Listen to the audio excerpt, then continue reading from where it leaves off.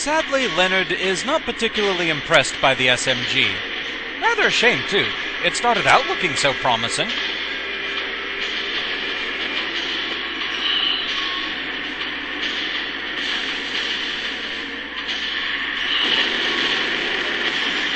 It certainly seems like it hit stuns him, but the problem is he can get out of the hit stun basically any time he wants and dive underwater. When he's underwater, you can't even attack him.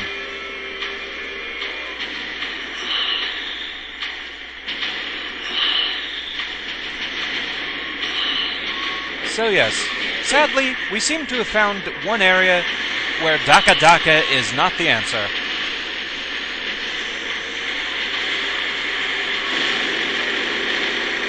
There are times that when you shoot at him, he just immediately dives even, just like that. I didn't even do any damage to him on that pass.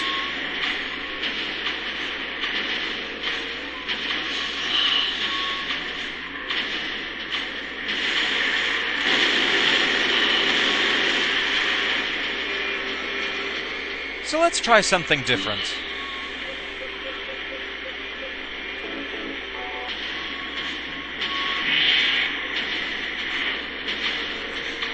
I have a feeling this is going to end badly, actually, now that I think about it, just how long it takes to even make the blade.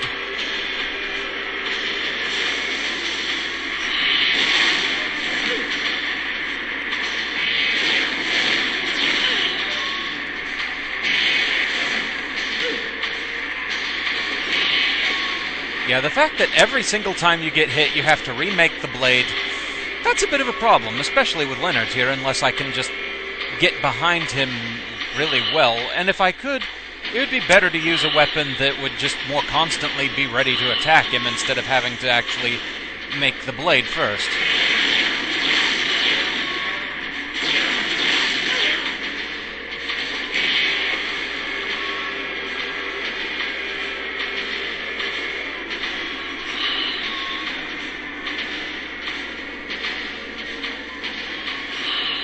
Come on, Leonard, let's play. Get out of here.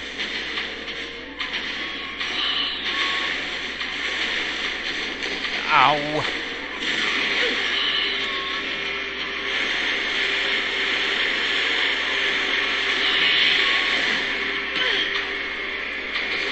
Yeah, by the time I finally make the blade, he's already attacking me, so that's not good. Beam Saber. You look impressive, but you unfortunately really aren't all that great in situations like this. One-on-one against minor enemies, maybe, but it's just the fact that you have to remake the blade every time you get hit that really prevents it from being a great weapon. There, I think he's dead. Not even. You faked me out. That looked like a death flail. Leonard, you are such a pain.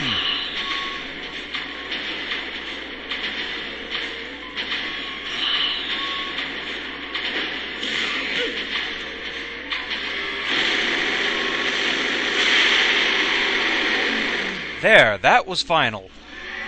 Okay, yeah, even with special weapons, you are still a pain in the tail.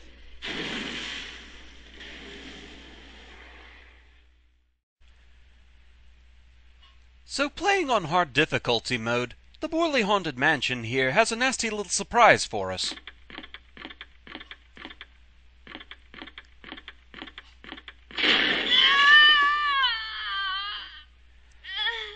Yep, the spike ceiling comes down further than it did before, and if you're not ready for it, it is instant death. Wonderful! In order to safely make it through this area, once you get about here, you need to go into your weapon's ready stance by holding R2. Then, walk forward, maintaining this stance.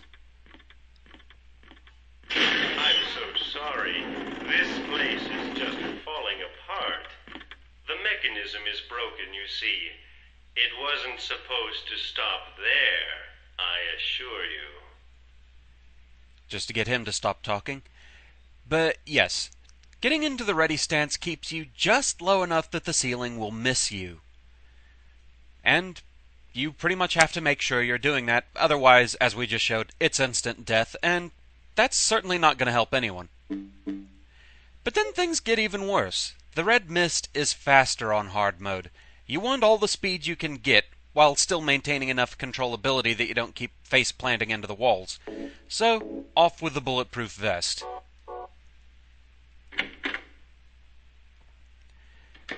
This part gets pretty nerve-wracking now. Supposed to be the exit, but it seems that no one wants you to leave. Everyone really likes you. They want you to stay with them forever. I have to agree with them. Oh, Silent Hill 3 and its instant death traps.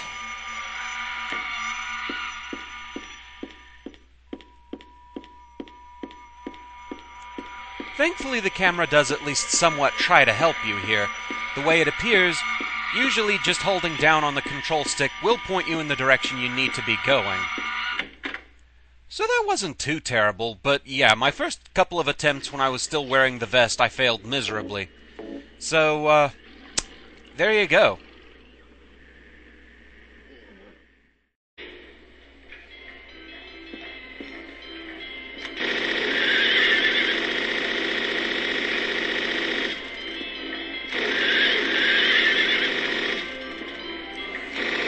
Yeah, the SMG does a pretty good job of mowing down the carousel horses.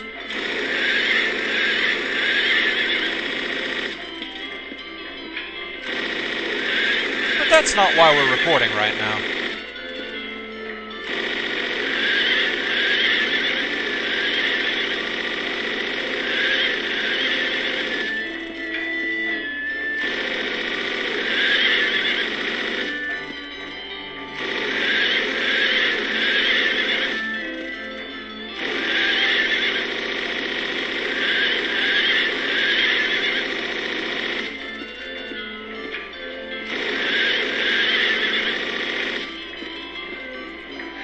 Yep, that's already done.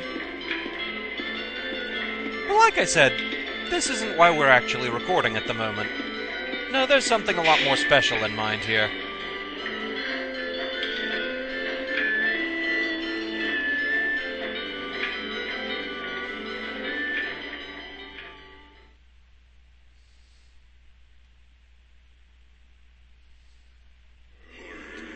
So hey there, Memory of Alessa, ready for a rematch?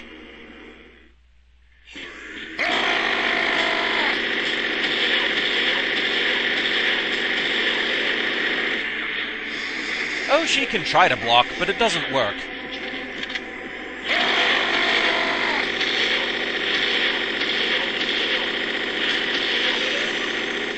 Oh, what's that? You think you were going to shoot me? I don't think so.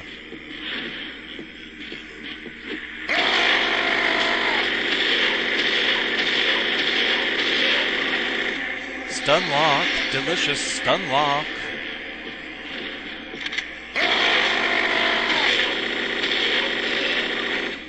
On hard mode, when she's armed with the SMG, it seems that you actually have to knock her down a couple of times before she goes down for good.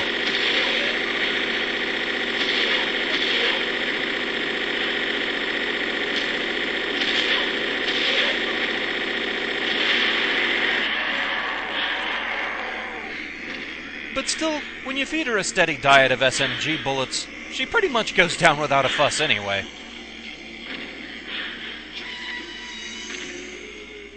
Yep. That's all there was to it. Beautiful. I love this thing.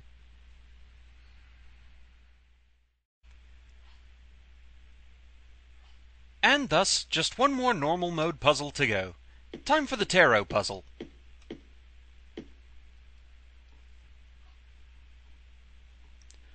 Her usual comment about her bad artwork as a child. But this time, instead of a simple drawing, we get a riddle. The door sure does rattle, but it's stuck tight. A secret is hidden, out of your sight.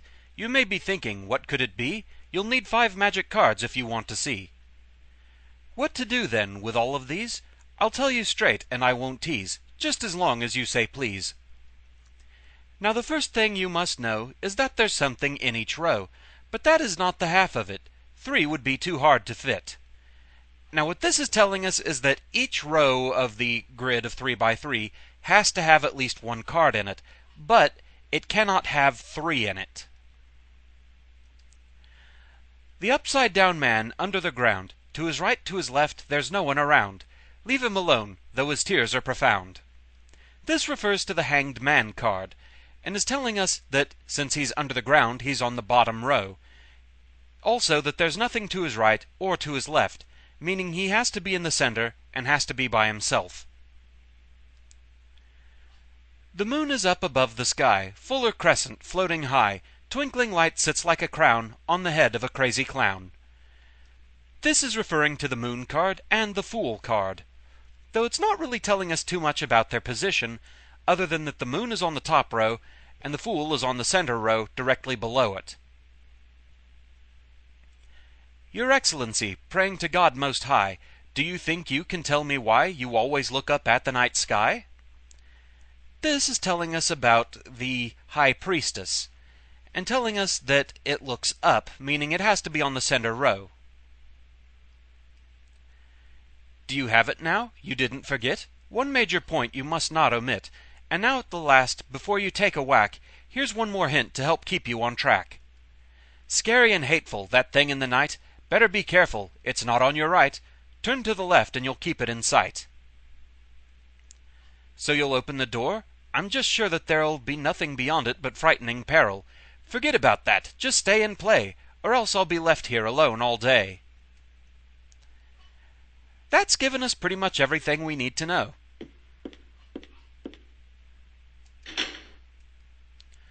So let's start placing cards. Since it flat out told us where it goes, let's start with the Hanged Man. The upside-down man is underground, bottom row, with nothing to the left or right. Next it tells us about the Eye of Night, that it's on the left and not the right. So that goes in the upper left-hand corner. Reason being, we know both the Fool and the High Priestess are somewhere on the center row. That being said, it's impossible for the Eye of Night to be there as well, because that would be 3 in one row. The moon sits high above the Fool, meaning that's 2 cards, one right on top of the other. We know they can't be on the left, because that spot's already taken. It can't be in the center, because that would be 3 in one line. Therefore, the moon has to go in the upper right, with the Fool directly below.